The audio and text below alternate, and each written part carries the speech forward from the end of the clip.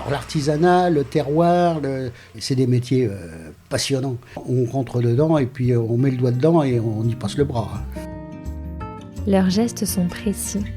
Ils font plier la matière sous leurs mains, la façonnent pour lui donner vie. Ils et elles sont les visages des savoir-faire de notre territoire. Avec notre podcast et grâce au soutien de la région Centre-Val de Loire, on leur tend le micro pour qu'ils et elles nous fassent découvrir leur métier.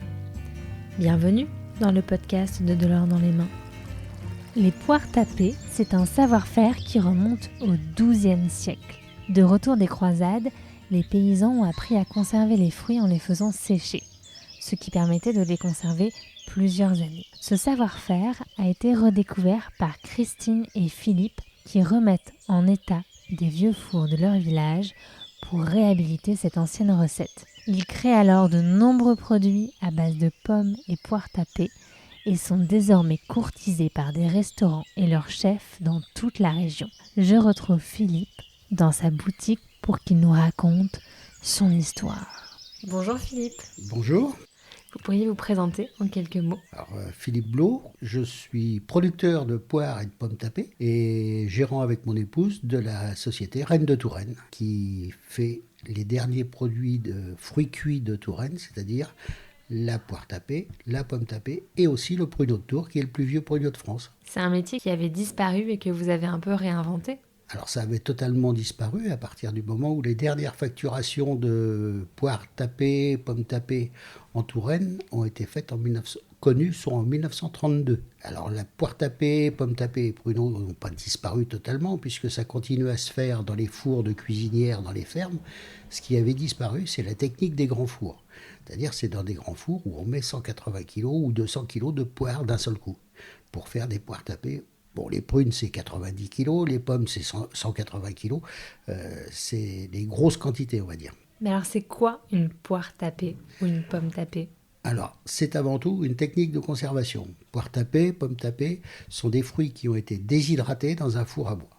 C'est à l'origine. Aujourd'hui, il y en a qui travaillent en four électrique, mais on n'a pas tout à fait la même qualité. Et donc, ça se passe comment? Alors déjà, ces grands fours-là, avant de les mettre en route pour une saison, on va mettre une semaine à les chauffer, à les amener à la bonne température. C'est des fours en quelle matière? Les plus anciens qu'on a utilisés, c'est à partir du XVIe siècle. C'est des fours qui sont en pierre, donc en tuffeau, ou en briques. Et il existe aussi des fours en briques et tuffeau. Et ils ne se chauffent pas de la même façon.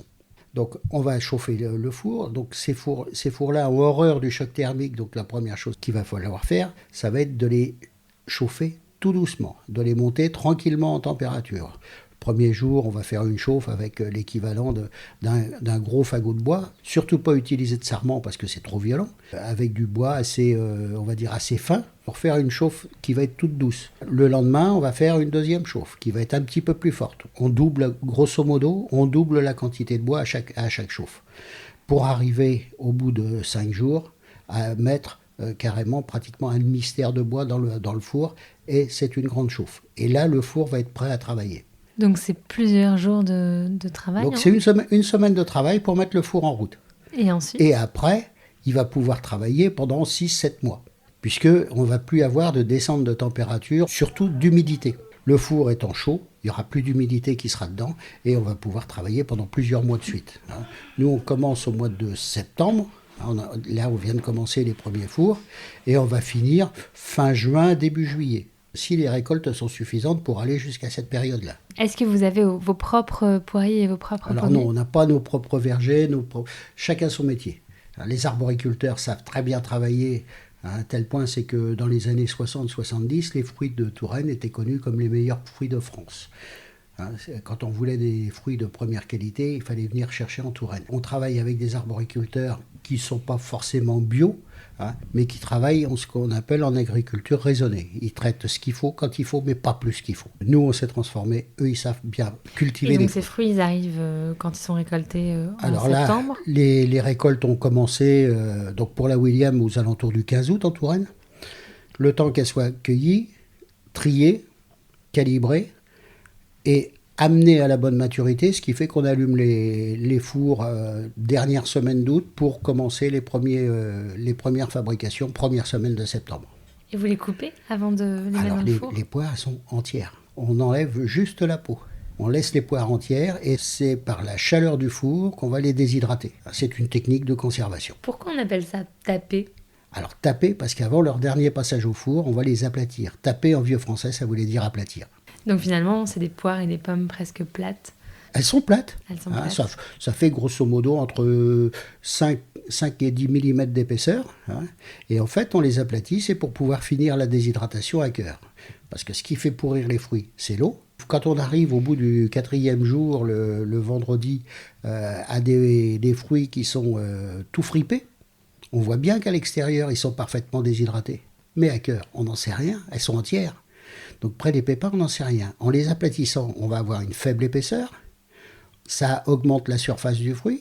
On les remet dans les claies. Et là, on les repasse une dernière fois dans le four pendant 2 jours. On ne va pas réchauffer le four, il est encore entre 60 et 80 degrés, ce qui va suffire. Est-ce que c'était une technique à l'époque qui permettait de conserver des fruits quand on n'avait pas de frigo ? Ah, exactement, parce que les poires, on arrive à les garder, quand elles sont cueillies vertes, une dizaine de jours. Et une poire tapée, une trentaine d'années, sans souci. Et vous, c'est quoi votre histoire ? Comment est-ce que vous vous êtes retrouvés à la tête des Reines de Touraine ? Alors, notre histoire avec mon épouse, c'est une histoire assez rigolote, on va dire. Parce que moi, mon métier, c'est aiguilleur du ciel. Donc, j'ai été muté par mutation professionnelle, on est arrivé en Touraine. Et puis, pour se loger, on a acheté une maison ici, à Rivarennes, et on ne savait même pas que la poire tapée, ça existait. Pour s'intégrer dans le village, on s'est inscrit à une association. Comme le foot ou la pétanque, c'est pas trop mon truc, il y avait une association qui faisait des veillées avec toute une grosse partie des habitants du village. Donc, bonne aubaine, parce que c'était une façon de pouvoir connaître les gens du village. Et puis, on s'est intégré de plus en plus dans l'association. Et un jour, on s'est aperçu qu'il fallait faire quelque chose autour de la poire tapée, parce que les gens qui venaient au musée qui avait été créé par cette association venaient au musée et disaient la poire tapée c'est bon, mais le problème c'est qu'on est obligé de revenir à Rivarennes. J'étais pas trop chaud pour que mon épouse travaille parce que c'était économiquement pas forcément rentable. Donc un jour elle m'a dit si je fais quelque chose autour de la poire tapée, pour moi qu'est-ce que t'en penses? J'ai dit là ok, on y va. Elle voulait faire un petit truc, on a commencé, on était 2,5 et puis maintenant on est 7. Rivarennes, c'est vraiment le village d'origine de la poire tapée ? On va dire les fruits cuits de Touraine. Les fruits cuits de Touraine commencent par le pruneau. Et c'est au retour, là les dates sont parfaitement établies, c'est au retour de la 2e croisade, quand Aliénor d'Aquitaine s'installe entre Chinon et Fontevraud, qu'elle va encourager l'implantation des pruniers en France. D'où l'expression « y aller pour des prunes ». Parce qu'ils sont allés à Damas, ont pris une raclée en faisant le siège de Damas, et quand ils sont rentrés, ils avaient dans leur bagage les pruniers. Ils sont allés pour des prunes. Aliénor a encouragé l'implantation des pruniers. Les paysans, eux, étaient allés en croisade. Ils ont servi surtout de chair à canon. On sait ce que fait un paysan quand il va quelque part. Il regarde ce que font les copains, puis quand il rentre chez lui, il essaye d'en faire autant, surtout si ça peut rapporter un peu de sous. Au retour des croisades, ils rentrent chez eux, ils ont appris à faire du pruneau, de la date, de la figue. Bon, date et figue, c'était pas trop... Mais Aliénor est en train d'encourager l'implantation des pruniers. Donc ils vont commencer à faire du pruneau, puisque les seigneurs ruinés vendent aux paysans les plus riches les droits féodaux, et les 2 principaux qui vont intéresser la Touraine, c'est le pressoir et le four à pain. Pressoir, développement du vin, qui est déjà là depuis longtemps. Four à pain, apparition du pruneau, puisque les paysans ont appris à le faire au Moyen-Orient. Et cette technique, qui est une technique de conservation, ils vont l'appliquer aux fruits locaux les plus fragiles. D'abord la poire, ensuite la pomme. Ce qui a donné la poire tapée, la pomme tapée, qui ont changé de nom au fil du temps, parce qu'au départ, la poire tapée, ça s'appelait des daguenelles. En vieux français, c'est l'équivalent de poire tapée. Et aujourd'hui, le four, il est en train de chauffer ? Il a été chauffé hier. J'ai enfourné hier en milieu d'après-midi. Et puis, on va le laisser travailler jusqu'à demain matin. Demain matin, je vais tout sortir. Je vais remettre le feu dans le four pour remonter la température. Et pendant ce temps-là, les fruits, on va tous les retourner et les retasser sur les claies.